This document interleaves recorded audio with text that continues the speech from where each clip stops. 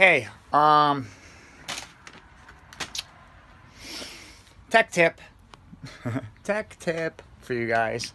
Turn some light on here.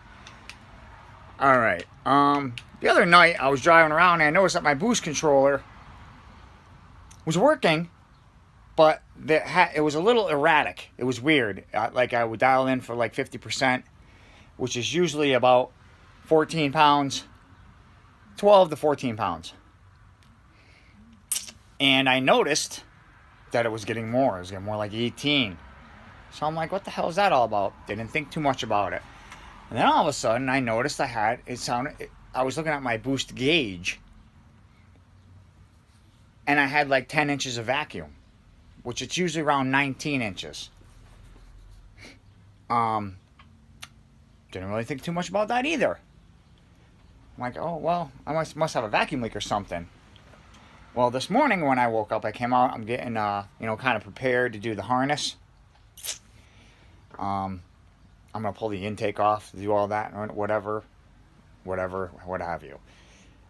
And I just happened to glimpse over at my Mac valve. Let me show you. At this. And I noticed that the two screws that hold this to this, one of them was missing, and the other one, this one, was loose. So this black part was just floating around a little bit. So after going to Home Depot and Tractor Supply and here and there and everywhere, I could not find their M3 by 0.5 by like 40 millimeter is the length. I couldn't find them anywhere. And I ran into one of my buddies over at Home Depot, and he said, you know that little hardware store over in East Windsor, Connecticut? They usually have weird stuff like that. So I didn't think much of it. I said, oh, it's just going to be a wasted trip. And sure than shit, they had them. 35 cents a piece. I don't care. I would have paid $35 for them. So, just word to the wise for you guys that are using these Mac valve solenoids.